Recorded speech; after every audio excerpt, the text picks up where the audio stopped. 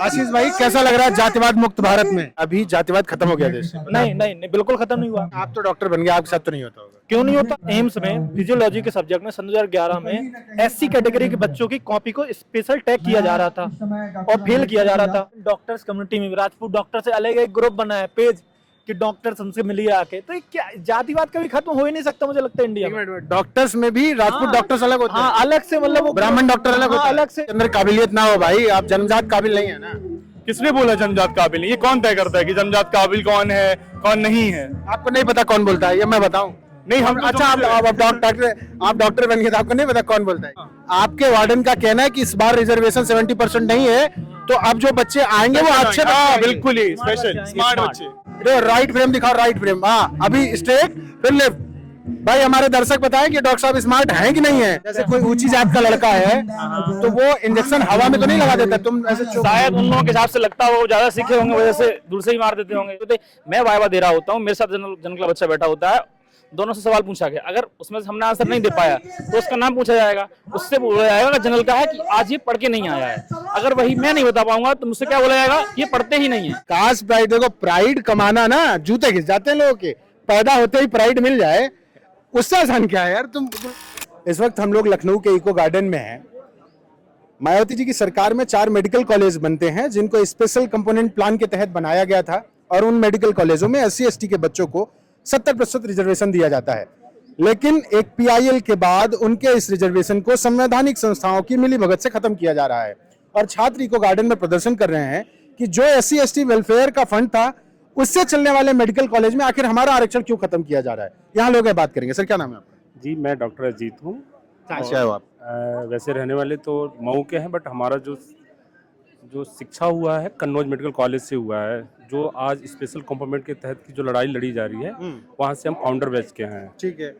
और ये दूसरा कॉलेज था, देन उसके बाद जालौन हुआ, सहारनपुर हुआ, और इससे पहले अम्बेडकर नगर हुआ करता था। तो आज प्रदेश में 4 संचालित कॉलेजेस थे। पिछली काउंसलिंग में इसको स्टे किसी के माध्यम से ले लिया गया था, और हम फिर इसके अगेंस्ट गए कोर्ट में, बट हमारी डेट नहीं मिल रही है, और इसके अगेंस्ट देश के, मतलब पिछली काउंसलिंग में आपका 70% का रिजर्वेशन नहीं लागू हुआ है? नहीं, पिछली बार तो लागू हुआ, इस शर्त पे उन्होंने लागू हुआ कि इस बार तो हम दे रहे हैं, बट अगली बार आपका होल्ड कर देंगे। तो इसके अगेंस्ट में हम लोगों ने विभिन्न तरीके से, जितने मीडिया, जितने राजनीतिक, जितने विपक्ष पक्ष के नेता थे, सब, स्पेशली जो स्पेशल कंपोनेंट के तहत के जो बच्चे हैं उनके गार्जियन, उन तक भी वो लोग गए, और दिया गया, ज्ञापन दिया गया, और आज तक कोई किसी तरीके सरकार की तरफ से इसको रखा नहीं गया। बात बताइए, जैसे अभी जो बच्चों से मैं बात कर रहा हूँ, इनका ये कहना है कि यार सरकार ने सही से पक्ष नहीं रखा, तो सरकार पक्ष क्यों नहीं रख रही है? देखिए, आर्टिकल 46 में लिखा हुआ है कि सरकार को दबे कुछ लोगों की संरक्षण और उनकी सुरक्षा करनी चाहिए। एक बात, आर्टिकल 15(4) में लिखा हुआ है कि राज्य स्पेशल बना सकता है, स्पेशल प्रोविजन बना करके जो वंचित वर्ग के लोगों के लिए कुछ कर सकता है। जब ये कानूनी चीजें हैं, संवैधानिक, और SCP जो है संसद से पास हुआ वो कानून है, तो उसमें ये क्यों चैलेंज इसको कर रहे हैं, और चैलेंज भी कर रहे हैं, तो फिर स्टेट उसको बचाने के लिए क्यों नहीं उस पर अपना पक्ष क्यों नहीं मजबूती से रख रही है?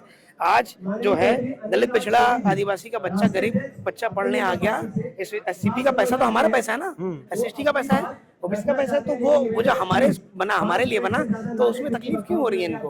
और आज यहाँ पर कोई ऐसे लड़के तो है नहीं भाई, ये सब जो है पढ़े लिखे डॉक्टर हैं, पढ़े लिखे लोग हैं, और यहाँ पर सब जो है क्रीम बैठी हुई समाज की।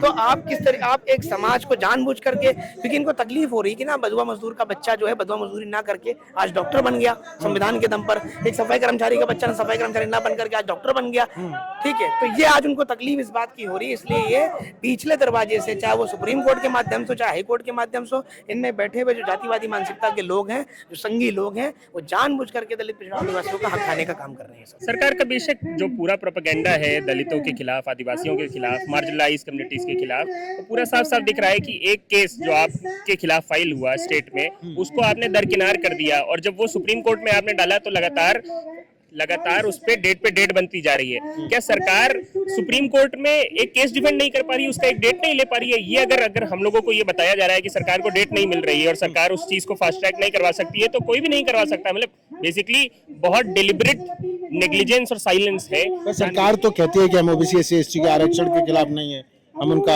हक बचाना चाहते हैं। बिल्कुल, वो आप प्रोपेगेंडा के लिए कुछ भी बोलते जाइए, आप बहुजन की बात करते जाइए, माइनॉरिटीज की बात करते जाइए, मगर आप जो रियलिटी में हो रहा है कि आप कोई भी रोज पेपर का पन्ना उठा के खोल लीजिए, कोई भी हर दूसरा पन्ना, चाहे वो प्रदेश का हो चाहे देश का हो, rape cases, OBC, SC, ST, minorities के खिलाफ ना, उनके इंस्टीट्यूशंस पे हमले, एक ये जो आज हमारे सामने मुद्दा है, ये इकलौता मुद्दा नहीं है, ऐसे तमाम जगह पे मुद्दे हो रहे हैं, मगर अलग अलग सरकारों के अलग अलग रुख हैं।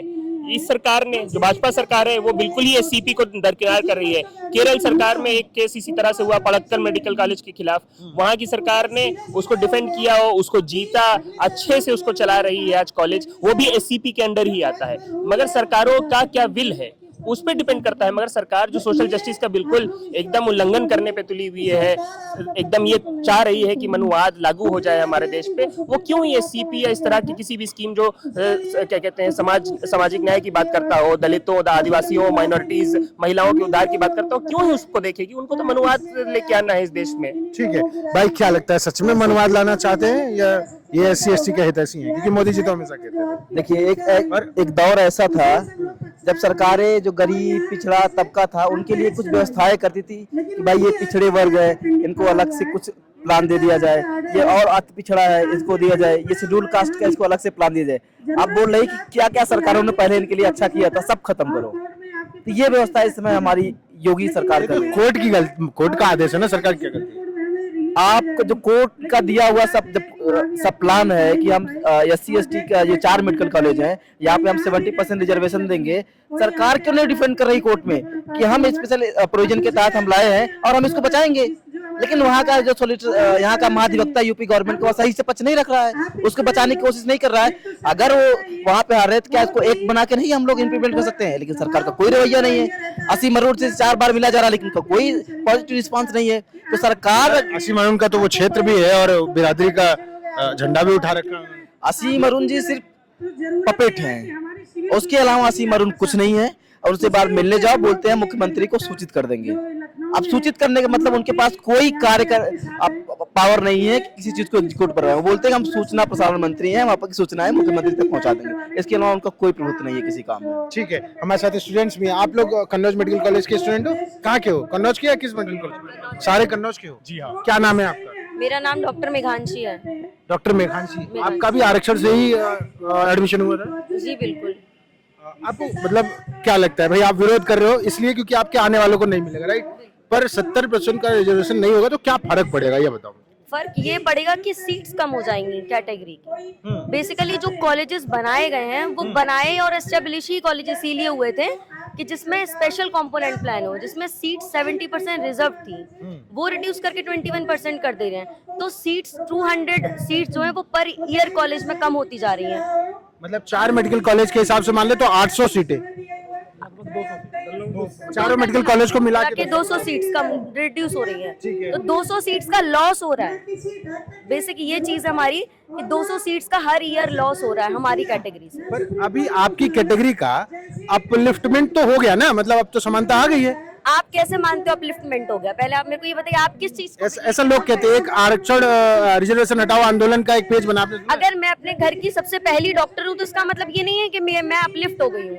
मैं अपलिफ्ट नहीं हूँ। मेरी भी जनरेशन, मेरे से आगे जो जनरेशन आएगी, मैं उनको अपलिफ्टमेंट होता देखूंगी तब मैं मानूंगी कि वो अपलिफ्टमेंट हुआ है। पर आप डॉक्टर बन गए हो तो आपके साथ भेदभाव खत्म हो गया? बिल्कुल नहीं होता है, बिल्कुल होता है। कोई घटना याद है? मुझे याद है, बट हाँ याद है, सारी घटनाएं होती है कॉलेजेस, मेडिकल कॉलेज में भी होती हैं और इससे पहले भी काफी ऐसी चीजें हुई हैं। अपने साथ की कोई घटना? बिल्कुल, मेरे साथ की भी याद है, मेरे पेरेंट्स के साथ जो होती है वो भी याद है। मैं जब कोचिंग करती थी, अपनी क्लासेस लेती थी कोटा में, तो वहाँ पे मेरे ही जो साथ के स्टूडेंट्स होते थे वो ये बोलते कि तुम्हें यहाँ आने की जरूरत ही नहीं थी, तुम तो घर पे भी बैठ के ये नीट का एग्जाम क्रैक कर सकती थी। ये घर पे बैठ के कैसे? बिल्कुल, कैसे? वो उन लोगों की मेंटेलिटी है, वो लोग सोचते थे, मैंने नहीं बोला है। वो आपका कितना नंबर था जब आपका एडमिशन हुआ? मेरे नंबर से 500 प्लस ही था। 500 प्लस थे? अच्छा, ये लोग कहते हैं -40 पे एडमिशन हो जाता है ओबीसी का। वो प्राइवेट कॉलेजेस हैं। वो मैं कहना चाहूंगा -40 नंबर आप कोई SC ST स्टूडेंट बता दो जिसने प्राइवेट कॉलेज में एडमिशन लिया हो, आप डेटा तो लाओ। आप -40 की बात कर रहे हैं और जनरल का 0 नंबर में एडमिशन हुआ है, उसकी कोई बात नहीं कर रहा। तो आप जो हमारा जो नीट पीजी है, नीट और यूजी है, ये सिलेक्शन प्रोसीजर है, ये इससे बच्चों को एडमिशन मिलता है। आप जब कॉलेज में जाते हो, जब एमबीबीएस की पढ़ाई होती है, एमबीबीएस सबको 50% मार्क्स लाना पड़ता है, इक्वल, उसमें कोई रिजर्वेशन नहीं है। आपकी कॉम्पिटेंसी तब बनती है जब आप 50% मार्क्स लाते हैं, तो वो सबके लिए बराबर है, उसमें कोई रिजर्वेशन नहीं है। तो आप -40, उसका मतलब ये नहीं है कि वो एलिजिबल कैंडिडेट नहीं है, वो है, जाके वो पढ़ाई करेगा, कॉम्पिटेंसी गेन करेगा, इंटर्नशिप होगी, ट्रेनिंग होगी, तब वो डॉक्टर बनेगा।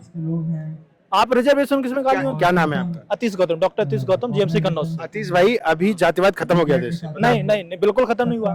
जातिवाद के आप हर रोज न्यूज उठा के देखिए, इतनी एट्रोसिटीज होती हैं SC ST में, OBC में होती हैं, और दूल्हे मतलब घोड़े में चढ़ने नहीं दिया जाता है अभी तक। आप तो डॉक्टर बन गए, आपके साथ तो नहीं होता होगा? क्यों नहीं होता? मेडिकल में प्रैक्टिकल्स में कम नंबर दिए जाते हैं, बच्चों को टारगेट किया जाता है, बच्चों को सप्ली दी जाती है, ईयर बैग दिया जाता है, साफ कह के सामने कह देते हैं। आप डेटा उठा के देख लीजिए, अभी एम्स में फिजियोलॉजी के सब्जेक्ट में 2011 में SC कैटेगरी के बच्चों की कॉपी को स्पेशल टैग किया जा रहा था और फेल किया जा रहा था। जब उस हाई कोर्ट में, दिल्ली हाई कोर्ट में वो गया केस, तब उसको इन्वेस्टिगेशन तब पता चला कि ये SC कैटेगरी के बच्चों को जानबूझ के फेल किया जा रहा था। अब बताइए आप, तो जातिवाद खत्म नहीं हुआ है, बिल्कुल खत्म नहीं हुआ है। ये सब साजिश, ये सब प्रोपेगेंडा फैलाया जा रहा है ये अपर कास्ट द्वारा कि जातिवाद। आप सारे SC कैटेगरी के स्टूडेंट हो? चारों पांचों, ये लोग भी, आप भी हो? इधर ये बताओ, आप में से कितनों को लगता है कि अब जात के आधार पर भेदभाव नहीं होता? किसी को लगता है ऐसा? जी क्या नाम है भाई आप? मेरा नाम डॉक्टर शिवम रंजन है। शिवम भाई, जातिवाद खत्म हो गया? नहीं, मैं तो नहीं मानता कि आरक्षण हटा देना चाहिए अभी? नहीं, मैं ऐसा नहीं मानता। सरकार को मतलब ऐसा लगता है? सरकार को कब लगने लगा ऐसा? ये तो प्रोपेगेंडा फैलाया जा रहा है ना कि सरकार को ऐसा लग रहा है। सरकार को नहीं लग रहा होता तो आपका पक्ष नहीं रखते? कहते कि ठीक है, आरक्षण है भाई, आपके अपलिफ्टमेंट का पैसा, अगर SC ST के वेलफेयर का पैसा लगा है कॉलेज में, तो फिर आपके लोगों को एडमिशन मिलता है, सरकार आपका पक्ष रखती ना? ये तो हटाने का ये आजकल हो गया कि इसको इकोनॉमिक अपलिफ्टमेंट माना जा रहा है, बल्कि सोशल रिप्रेजेंटेशन थी। जो रिजर्वेशन था वो सोशल रिप्रेजेंटेशन है, वो इकोनॉमिक डेवलपमेंट नहीं है कि आप इकोनॉमिक के बेसिस पे डिसाइड करेंगे कौन गरीब है कौन अमीर है और उस बेसिस पे आप रिजर्वेशन देंगे। ये कभी नहीं था, ना पहले इस चीज का एसेंस था, ना आज भी उस चीज का एसेंस होगा। तो ये तो नहीं है। अब जहां बात रही जातिवाद की, ये ना खत्म हुई है, किसी भी आप कहीं पे भी उठा लीजिए, कहीं भी सोशल क्राइटेरिया में उठा लीजिए, कास्टिज्म आज भी एग्जिस्ट करती है।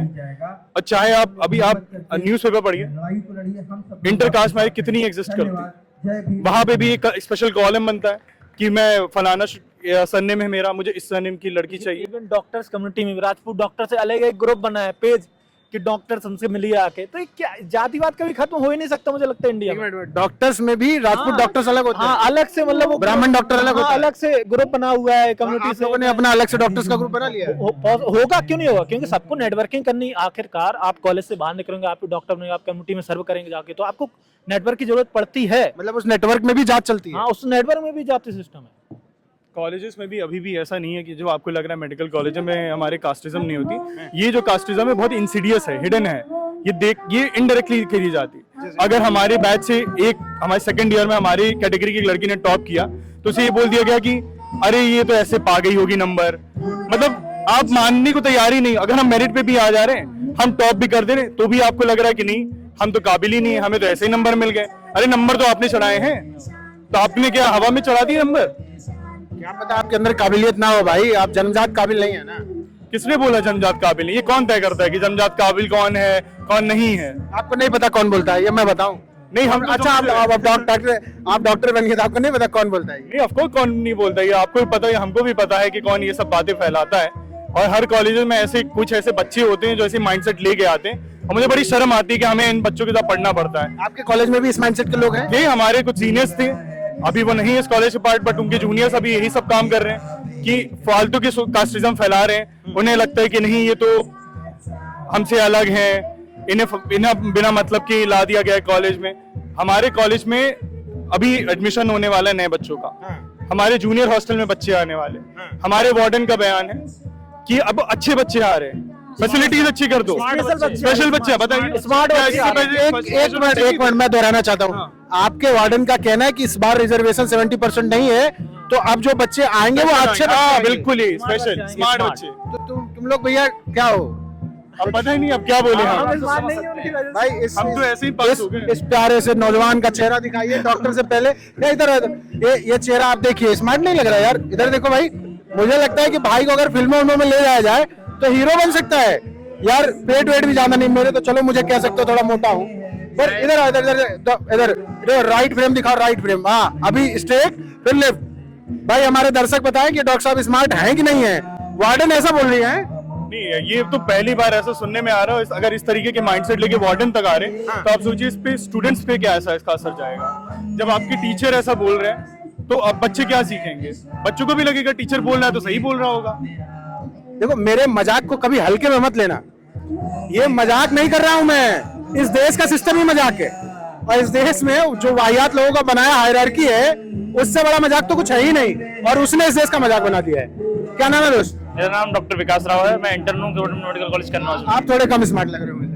हाँ हो सकता है, उनके हिसाब से स्मार्ट की कोई और परिभाषा होती है, जो वो गलत परिभाषा अपने उसमें फैलाए हुए हैं, जो वो गलत सोच रखते हैं अपने अंदर, वो अपने अंदर गलत सोच रखते हैं। हाँ बिल्कुल। उनको लगता है कि गलत सोच की जगह ही नहीं बची, अच्छी सोच वाले लोग ही देश में हैं। अब जो उन्होंने अपने जो दिमाग की सोच, जो पहले उनकी प्रोपेगेंडा दिमाग में फैलाया गया है, जिस संगठन से जिस संघ से वो लोग आते हैं, जो उनकी मानसिकता है, वो अभी सरकार उस पर पक्ष में रहती है, इसीलिए उन लोगों ने हम लोग का खत्म किया। आप ये बताइए, जितने मेडिकल कॉलेज हैं पूरे यूपी में 90 मेडिकल कॉलेज हैं, उसमें लगभग 45 प्राइवेट मेडिकल कॉलेज हैं, किसी में कोई भी आरक्षण की कोई चीज नहीं है। जितना होता है जो पैसा देगा वो जाएगा, 1.5 करोड़ 2 करोड़ की सीट मिलती है, तो आप बताइए कौन से 80 का बच्चा 1.5 करोड़ की सीट लेके पढ़ पाएगा? नहीं पढ़ पाएगा। इनको वहां आरक्षण देना चाहिए था, ना कि ये उल्टा कर रहे हैं, हमारा आरक्षण खत्म कर रहे हैं। इनको तो और प्रोत्साहन करना चाहिए था, अरे ये 4 कॉलेज जा रहे हैं, हम और खोलेंगे और बच्चों को आगे आने का मौका मिलेगा, लेकिन ये उसके बिल्कुल विपरीत कर रहे हैं। तो आपको उनकी सोच और मानसिकता साफ साफ दिख जाएगी, जबकि सरकार को हमारी तरफ से लड़ना चाहिए था, लड़ी लेकिन नहीं, गलत जो पक्ष तक रखना था वो नहीं रखा गया उनके, और हम लोग केस में जो डिसीजन ले गए। जब आपके प्रोफेसर, वार्डन और डॉक्टर्स को ये लगता है कि आप लोग स्मार्ट बच्चे हैं ही नहीं, तो आपको कहाँ देंगे आरक्षण? हाँ तो बिल्कुल यही बात है, वही हम बता रहे हैं सिस्टम। ये बताइए, जैसे आप लोग जो है इंजेक्शन लगाते हैं, किस चीज के डॉक्टर हैं? अभी तो हम इंटर्न है, अभी हमने प्लेन MBBS किया, इसके बाद हम लोग इंटर्न से अभी। आपने MBBS किया है ना, तो कुछ तो आता होगा। क्या आता है? बिल्कुल आता है, सब चीज कर लेते हैं, जो भी रहता है, जो भी रहता है, जो सब करते जैसे हैं। कोई ऊंची जात का लड़का है तो वो इंजेक्शन हवा में तो नहीं लगा देता, तुम ऐसे शायद उन लोगों के हिसाब से लगता हो, ज्यादा सीखे होंगे, वजह से दूर से ही मार देते होंगे ज्यादा। ऐसा कोई विधि होता है? अरे सच्चाई तो यही है, यही तो हम बताना चाहते हैं कि रिजर्वेशन एक सिर्फ एंट्रेंस का जरिया है। जैसे रेस के लिए सबको बराबर खड़ा कर दिया गया, अब जो चढ़ेगा वो जीतेगा, तो अंदर जो भी पास होगा 50% मार्क्स का वो है, तो 50% जो पास होगा वो आगे जाएगा। तो ऐसा नहीं है अगर कोई फेल होता है। अब मैं सच्चाई बताऊं आपको, जब पहली बार जब हमारे कॉलेज में हमें फर्स्ट ईयर में था तो बराबर जो फेल होने वाले थे जनरल के लोग काफी फेल होते। मैं वाइवा दे रहा होता हूँ, मेरे साथ जनरल का बच्चा बैठा होता है, दोनों से सवाल पूछा गया, अगर उसमें हमने आंसर नहीं दे पाया तो उसका नाम पूछा जाएगा, उससे बोला जाएगा जनरल का है कि आज ये पढ़ के नहीं आया है। अगर वही मैं नहीं बता पाऊंगा तो मुझसे क्या बोला जाएगा, ये पढ़ते ही नहीं है। रैंक पूछी जाएगी कि बेटा अगर मेरी रैंक कम है, उनकी रैंक वैसी है, तो जनरल वाले बच्चों से कहा जाएगा अरे बेटा इनको पढ़ाओ, अरे बेटा इनको पढ़ाओ। जनरल वाले पढ़ाते हैं? हाँ, उनके हिसाब से लगता है ज्यादा, जबकि हमसे कम बच्चा बता रहा है, वो फेल हो रहा है, हमसे कम जा रहा है। लेकिन नहीं, उनको जो उनकी सोच है कि ये बच्चे तेज होते हैं या रैंक से आए हैं, तो आप इस चीज को समझिए कि अंदर जो है 50% मार्क्स लेकर सबको पास होना होता है, वहाँ कोई भी रिजर्वेशन नहीं लगता और वहाँ सबकी हालत एक जैसी होती है। क्या नाम है आपका? मेरा नाम डॉक्टर विकास। हाँ, डॉक्टर विकास राव। देखो भाई, ये कम स्मार्ट डॉक्टर से बात कर रहा हूँ मैं, ये एक और कम स्मार्ट लड़का है, मेरे जितना स्मार्ट लड़का है। क्या नाम है भाई? मेरा नाम आशीष कुमार है। आशीष भाई, कैसा लग रहा है जातिवाद मुक्त भारत में? जातिवाद मुक्त भारत हुआ कहाँ है? अरे कौन बताया आपको जातिवाद मुक्त हो गया? हमने पढ़ा व्हाट्सएप पे। व्हाट्सएप यूनिवर्सिटी वाले कुछ बोल देंगे तो मान लिया जाएगा। यहाँ पे पहले नाम पूछेंगे, आपका नाम क्या है? आशीष कुमार। आगे क्या है? आगे फिर भाई क्या नाम है? हमारा नाम आशीष कुमार है, कुमार है, बस इससे आगे कुछ नहीं। आगे कुछ तो होगा, पिता का क्या नाम है? बता दिया विनोद कुमार है। तो फिर आगे क्या है भाई? आगे क्या पूछ रहे हो? डायरेक्टली पूछ लो ना, जाति पूछ रहे हो आप। यहाँ जाति पूछने का तरीका बदल गया, लेकिन जातिवाद नहीं खत्म हुआ है। ये जातिवाद पूछने का तरीका बदल गया कि आपसे डायरेक्ट जाति नहीं पूछेंगे, लेकिन इनडायरेक्टली आपकी जाति पूछेंगे, आप किस जाति से बिलोंग करते हैं। एक कास्टिज्म जो है बहुत खत्म हुआ, खत्म नहीं हुआ, बहुत तरीके से बढ़ा है। आरक्षण खत्म करने की बात लोग करते हैं। आरक्षण खत्म करिए ना, हम तो कह रहे हैं आरक्षण खत्म करिए, लेकिन उसके साथ जातिवाद भी खत्म करिए ना। आप तो प्राइड लेना चाहते हैं, हम ब्राह्मण हैं, हम ठाकुर हैं, हम फलाना है, फलाना ढमकाना है। हम किसी जाति का नाम लेके उसको नहीं कहना चाहते हैं, लेकिन जो भी है कि जो ब्राह्मणवादी लोग, मनवादी लोग ऐसा सोचते हैं, जो जातिवादी लोग सोचते हैं, ये बिल्कुल गलत है। ऐसा नहीं करना चाहिए उन लोग को। अगर आपको अच्छा, तुम्हारे साथ कभी जातिवाद हुआ है? हमारे साथ हमेशा हुआ है। कैसे हुआ बताओ, हमें तो नहीं हम अभी हम बताते हैं, हम कोचिंग में जाते हैं, कोचिंग में हमसे पूछा गया क्या नाम है, हम बोले आशीष कुमार। पिता का क्या नाम है? विनोद कुमार। भाई टाइटल क्यों, उसके बाद आगे क्या है, आगे क्या बता दें भाई मेरे आगे? हम तो जाति से डायरेक्टली पूछो, जाति हम चमार जाति से बिलोंग करते हैं, हम SC ST हैं, आप डायरेक्टली पूछ लो हम बता देंगे। लेकिन आपको ये पूछने का तरीका क्या है कि आगे क्या है? और हर कोई जो ब्राह्मणवादी मनुवादी लोग है ऐसा पूछता है, जो है जो सामाजिक न्याय पसंद लोग हैं, जो इस आइडियोलॉजी को विश्वास रखते हैं, जातिवाद को नहीं मानते, वो नहीं पूछते शायद। बाकी जो ब्राह्मणवादी मनुवादी लोग हैं पूछते हैं। आप कह रहे हैं कि सत्ता में बैठे लोग मनवादी विचारधारा को सपोर्ट कर रहे हैं? जो भी सत्ता में, कुछ लोग भी नहीं भी हो सकते हैं, हमें नहीं कहते, लेकिन जो भी इस विचारधारा को मानता है बिल्कुल गलत है। और बाकी आज हम लोग जिस लड़ाई को लड़ने के लिए आए हैं, स्पेशल कंपोनेंट की लड़ाई, जिसके तहत 4 मेडिकल कॉलेज बने थे अम्बेडकर नगर। ये मैं बता चुका हूँ दर्शकों, रिपीट नहीं करना है। हम रिपीट नहीं करना चाह रहे हैं। हम इस पे बताना चाहते हैं कि जब सबरा अहमद बनाम स्टेट केस होता है, जब उस पे यहाँ का महाधिवक्ता जब अपना पक्ष रखता है, यहाँ के जो कल्याण मंत्री, समाज कल्याण मंत्री SC मनोहर जी को ये बात पता होती है, तो क्यों अच्छे वकील को क्यों नहीं भेजते वहाँ पे केस लड़ने के लिए? अच्छे वकील को क्यों नहीं भेजते? वो उत्तर प्रदेश गवर्नमेंट सरकार हार जाती है, सबरा अहमद बनाम स्टेट का जो मुकदमा होता है वो हार जाती है। उसके बाद हम लोग मिलने जाते हैं। अभी रिसेंटली जो है 9 अगस्त के पहले गए थे, 2 दिन पहले 7 को हम लोग गए थे उनसे मिलने। वहाँ पे ये होता है कि SC मनोहर जी से हमने बोला जाता है कि आप लीगल सपोर्ट करिए इस मुकदमे को, सुप्रीम कोर्ट में आप लड़िए, जो है जिससे छात्रों का हक न मारा जाए।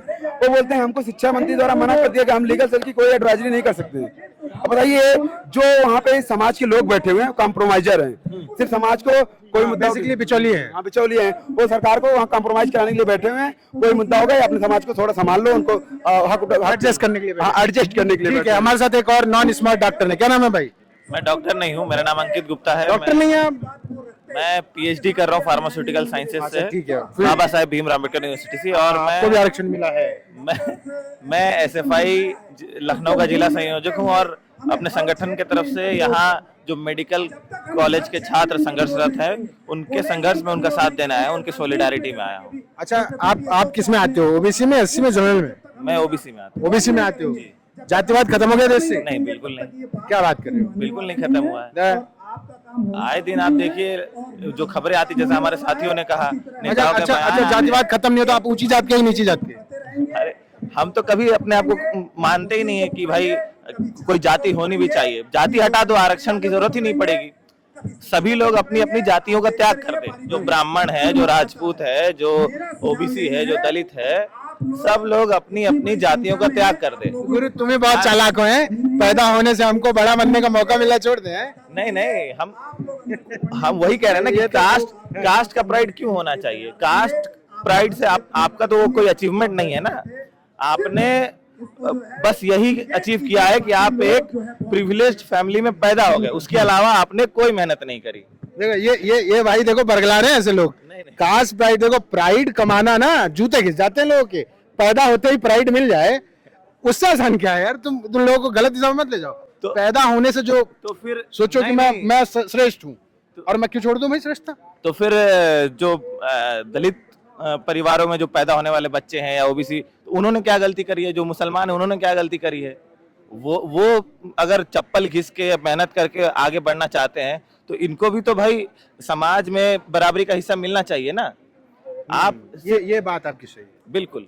तो हम अगर मान लीजिए जिसको आरक्षण से दिक्कत है ना, सरकार में भी कुछ ऐसे लोग बैठे हैं मनुवादी सोच के, हम उसे ये कहना चाहते हैं कि भाई आप जो हम नारा लगाते हैं छात्र आंदोलनों में भी कि सबको शिक्षा सबको काम वरना होगी नींद हराम, तो आप सबको शिक्षा दे दीजिए, सबको रोजगार दे दीजिए, आरक्षण की जरूरत ही नहीं पड़ेगी।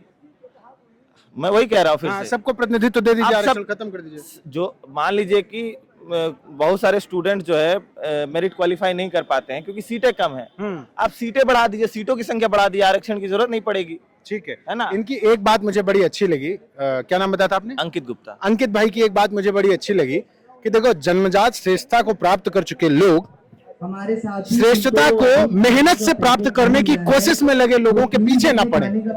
अगर उनके लिए कुछ व्यवस्था की गई है तो उससे चिढ़ने की बजाय वो अपने लिए और मेडिकल कॉलेज बनवा सकते हैं, वो और शैक्षणिक संस्थानों की व्यवस्था करने की मांग करें, वो सरकार की जिम्मेदारी है। पर SC ST वेलफेयर के फंड को अपने लिए जन्म के अधिकार के साथ साथ उसको भी अपना मान लेना गलत है। अब सरकार क्या कर रही है ये बहुत बड़ा सवाल है। केरला वाला केस जिस तरीके से छात्रों ने उसका जिक्र किया, अगर केरला में ये हो सकता है तो उत्तर प्रदेश में क्यों नहीं?